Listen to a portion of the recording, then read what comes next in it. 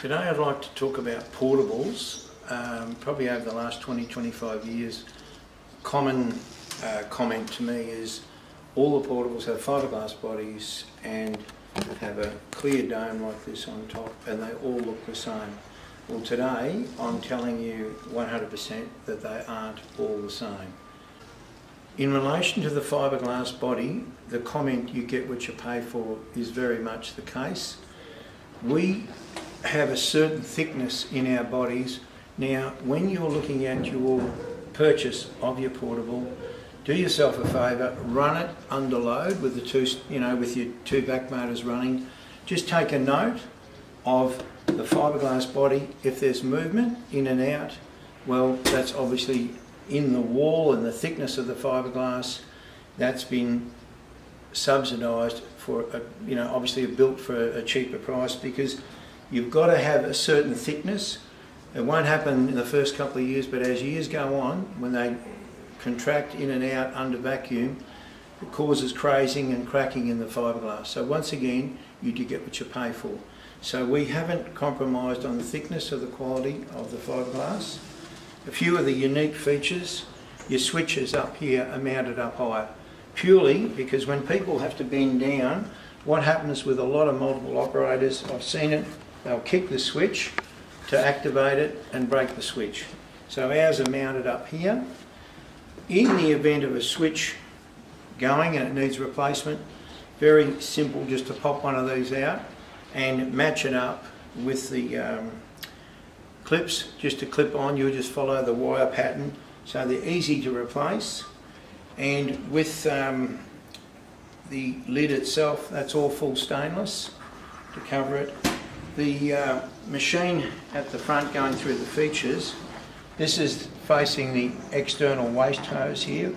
The machine will come with 2 meters of waste hose, and with hot fill hose that connects to here, you get 2 meters of that. Now, in some cases, you'll find, if you were one of our customers does a picture theatre, and he'll have 15 meters of waste hose, 15 meters of fill, so the machine is filling and emptying at the same time, while he's a long way, up to 25 metres away from the machine. Now, moving further into the machine, you've got lockable casters here at the front, so it won't move when you're in transit. Now, when you need to put the machine in the back of the vehicle, it has a handy handle down here for sliding it in. Now, on that note, when you do slide the portable in, we're going to go to the inside of what this portable is actually made of. But in the event of you putting a portable on its side, make sure you've got a solenoid on your pump. We get a lot of machines come in here that have lost oil because they don't have a solenoid on that pump to stop it from losing oil. They only hold about 200 mils of oil. So once again, portables aren't built the same. With the portable, when you go in, and particularly if you're working on your own, say a 2-storey home, the machine, because it has 2 3-stage back motors. Now, people talk about stages. What it actually means is fan assemblies. This has 3, and you put 2 together, obviously you've got 6. That'll give you a good pulling power to give you a 15 metre hose assembly, then a 7.5. So I would put this portable into the laundry, and I connect it at the front here with your hot fill hose, and that'll give you, most homes are running at 40 degrees Celsius of heat from hot water. Now, inside this machine, it shuts off at 15 litres automatically, but at the same time, the machine runs with all the buttons on, so the heater that sits in the lower well of the body is maintaining that temperature. More than maintaining it, within a very short period of time, you'll put your hand in here and we'll be up to 60 degrees. Now, that is an extremely good heat for tile cleaning and also carpet cleaning at that point. So the vac motors are critical. I was telling you about, we're going to look inside how we actually put them together, but that particular idea that the machine can work fully automatic, auto fill, auto pump out for you as a customer is a real bonus. It's as good as someone being here helping you, but obviously you don't. You can use it in a manual mode, so you can override that auto fill. For those of you that just want to fill it up and maybe do 2 rooms, that's fine. Okay, we'll then go across to the star attraction of the whole machine, and this is where I really hang my hat on this portable. It's the only one in Australia built with this cat pump. Now, I'll show you where that's located in the portable. All your car washes in Australia, all of them, if you went into the engine room, so to speak, you'll find cat pumps. Now, these are an expensive pump because they'll go twice the distance of anything else. So, once again, portables aren't built the same. But this pump is just almost bulletproof. You might put a set of seals in every 2,000 hours, but it'll outlive anything else on the market. And it is definitely the only one on the market with the cat pump currently, and we've never shied away from it. We run a solenoid on this pump too, that when it is on its back, that you won't lose oil out. And I'll go through some maintenance on it. It has a sight glass. Where the oil level is here, you can look through the back wheel and see where your oil level is. And for those of you in remote areas, here's the top fill. You can draw that out with a plunger, take the clean oil out, the dirty oil out, and then put the clean oil in. This whole machine you can do, like I said, the bulk of the whole maintenance is all by yourself.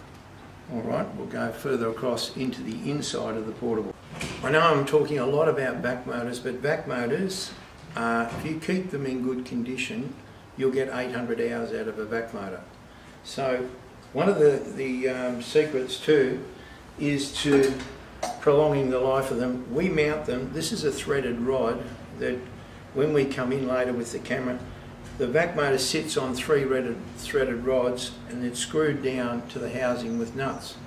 Some of them on the market that have springs, unfortunately what happens when you go downstairs and if you bounce them, a spring will jump off. Someone's on the phone then will be telling you that they've lost performance out of their vacuum. That can't happen with a threaded rod. So all these things we've refined over many, many years and thought, well, how can we improve on this? How can we improve on that? And that's where we've got to down the track with a lot of the features, but we won't shy away from the quality because I feel quality will always win out in the end. You can see the threaded rods here holding the vac motors in the housing and cannot move because they're secured by those locking nuts. Now, for those of you that live in very remote areas, we send a new vac motor to you. 3 nuts, 2 positives, 1 earth, slide the unit out, slide the new unit in.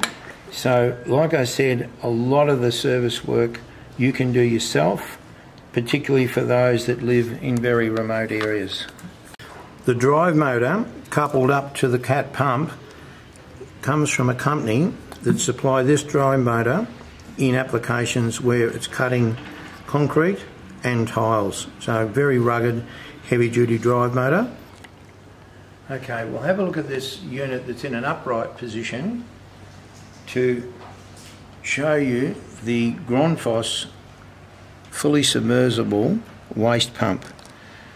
These pumps are quite unique. They work on a float that comes up, pumps out, shuts off. So the actual motor itself is not working constantly, thrashing itself to pieces.